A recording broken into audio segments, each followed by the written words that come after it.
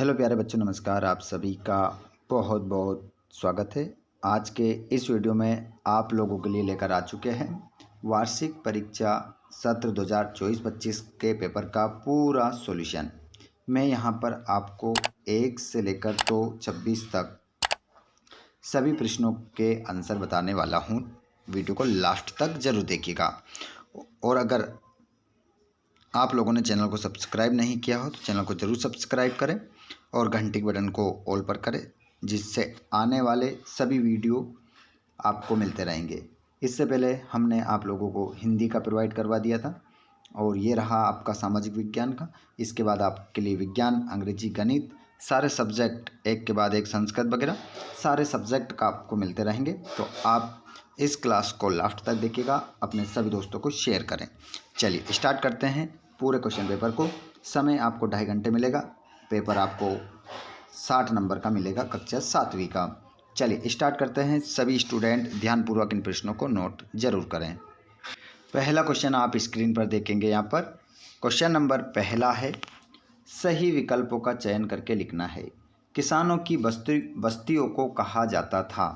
देखिए, किसानों की जो बस्तियों को कहा जाता था तो उसे घर कहते थे या मोहल्ला कहते थे या उर कहते थे या गांव कहते थे। देखिए, किसानों की जो बस्ती को कहा जाता था वो कहा जाता था उर। उर आपका आंसर हो जाएगा। और निम्न में से एक मंगोल शासक था। तो देखिए यहाँ पर आपका सही आंसर हो जाएगा। इनमें से जो एक मंगोल जो शासक था उसका नाम था चंगेज खान। चंगेज खान आपका सही उत्तर हो जाएगा। अगला क्वेश्चन, पृथ्वी की सबसे भीतरी परत है। तो पृथ्वी की सबसे भीतरी जो परत है उसका आंसर भी आप देख लीजिए यहाँ पर। तो आपका इसमें सही उत्तर हो जाएगा। उसे पृथ्वी की सबसे भीतरी परत को क्रोड कहते हैं। क्रोड आपका आंसर हो जाएगा।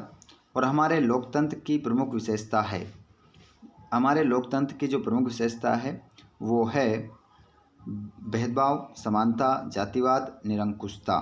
तो यहाँ पर सब आपका आंसर हो जाएगा समानता। विधानसभा के सदस्य कहलाते हैं अध्यक्ष, महापौर, सांसद, विधायक। तो यहाँ पर आपका आंसर हो जाएगा विधायक कहलाते हैं। अगले क्वेश्चन को देखेंगे हम। प्रश्न नंबर आपका रहेगा अगला, जिसमें हम देखने वाले हैं रिक्त स्थान की पूर्ति करना है। यहाँ पर क्वेश्चन क्रमांक 6 देखेंगे। कावेरी डेल्टा में नाम से प्रसिद्ध एक छोटे से मुखिया परिवार की सत्ता थी। तो यहाँ पर आपका सही उत्तर हो जाएगा। इसमें आप लिखेंगे अट्रियार। अट्रियार आपका आंसर हो जाएगा। अट्रियार आप सही उत्तर लगा लेंगे यहाँ पर। अगला क्वेश्चन है, आग्नेय सेल को सेल भी कहा जाता है। देखिए, आग्नेय जो सेल है उसको प्राथमिक सेल भी कहा जाता है। इसे हम कहते हैं प्राथमिक सेल। प्राथमिक सेल भी इसे हम कहते हैं। और 8वां क्वेश्चन है, राज्य का संवैधानिक प्रमुख होता है। तो यहाँ पर आपका आंसर होगा राज्यपाल। राज्यपाल आपका सही उत्तर हो जाएगा। अगला क्वेश्चन है 9वां, लड़के लड़कियों में लिंग भेद के चलते लड़कों को खेलने के लिए खुला मैदान है तथा लड़कियों को घर का काम दी जाती है, घर का काम दिया जाता है। इस प्रकार दोनों खालिस्तान में इसमें खुला मैदान और इसमें घर का काम। भारत में वर्ष के अंतराल में जनगणना होती है। तो आंसर हो जाएगा 10 वर्ष के अंतराल में। अगले क्वेश्चन को आप देखेंगे। यहाँ पर आपका जो आंसर था कावेरी डेल्टा में हमने लिखा था अट्रियार, लेकिन उसकी जगह आप लिखेंगे मुट्रियार। ठीक है, आ की जगह मुँह करना है, बाकी पूरा सेम है, मुट्रियार। ठीक है, आगे चलते हैं अगले क्वेश्चन की ओर। क्वेश्चन क्रमांक आप देखेंगे 11वां,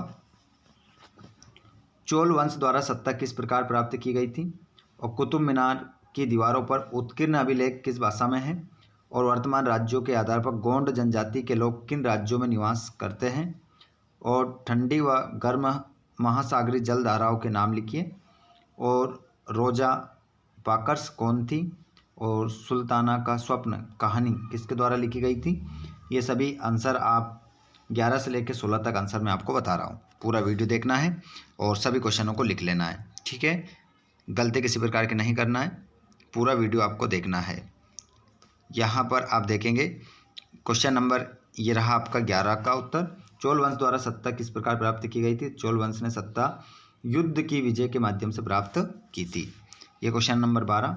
कुतुब मीनार की दीवारों पर उत्कीर्ण अभिलेख किस भाषा में है। फारसी और अरबी भाषा में। अगला क्वेश्चन है, वर्तमान राज्यों के आधार पर गोंड जनजाति के लोग किन राज्यों में निवासरत थे। मध्य प्रदेश, छत्तीसगढ़, महाराष्ट्र और उड़ीसा। आगे देखते हैं, ठंडी व गर्म महासागरीय जल धाराओं के नाम लिखिए। तो इसे हम ठंडी जल धाराएं कनारी या लेब्राडोर, गर्म जल धाराएं गल्फ स्ट्रीम, क्यूरोसियो भी कहते हैं। अगला देखेंगे, रोजा पार्कर्स कौन थी। रोजा पार्कर्स एक अमेरिकी नागरिक अधिकार कार्यकर्ता थी जिन्होंने नस्लीय भेदभाव के खिलाफ आंदोलन में योगदान दिया। आगे देखेंगे आप, ये रहा अगला 16। सुल्ताना का स्वप्न कहानी किसके द्वारा लिखी गई। तो बेगम रोकैया द्वारा। क्वेश्चन नंबर आपका 17 का आंसर है, पृष्ठ नंबर 17 का आंसर है ये। क्वेश्चन देख लीजिए, पहले पेपर में क्वेश्चन देख लीजिए।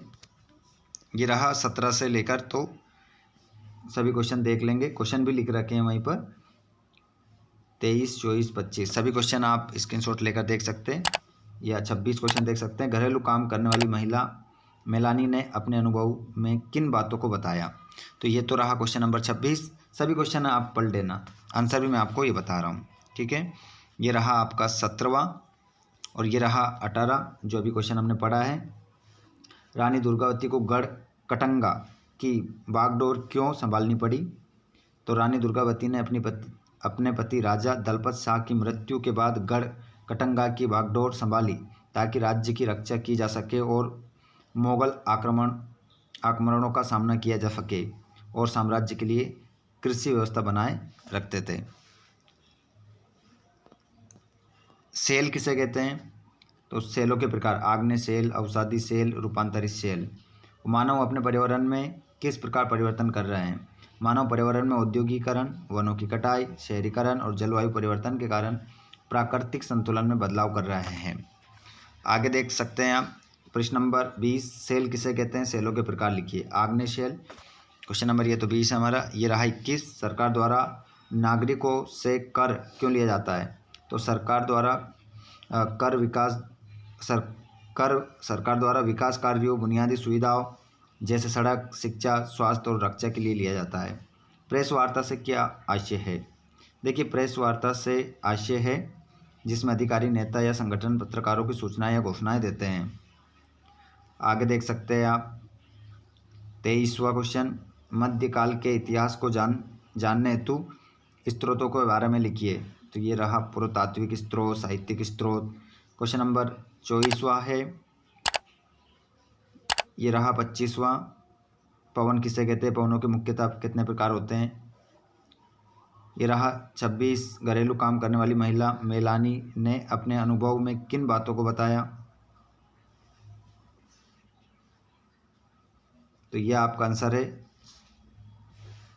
26 का, ठीक है। मेलानी ने बताया कि घरेलू काम करने वाली महिलाओं को कम वेतन, लंबे कार्य घंटे और समाज में कम सम्मान मिलता है। उनके साथ अक्सर भेदभाव होता है और उन्हें अन्य सुविधाएं नहीं मिलती, ठीक है। तो ये 26 आंसर आपका हो जाएगा। ये पूरा क्वेश्चन पेपर हो गया। आप चाहते हैं कि अन्य सभी सब्जेक्ट के वीडियो आपके मोबाइल में पहुंच जाएं, तो आप चैनल को सब्सक्राइब कर लें और घंटी की बटन को ऑल पर कर लें, जिससे आने वाले वीडियो का नोटिफिकेशन आपको मिल जाएगा। धन्यवाद। Thanks for watching. जय हिंद।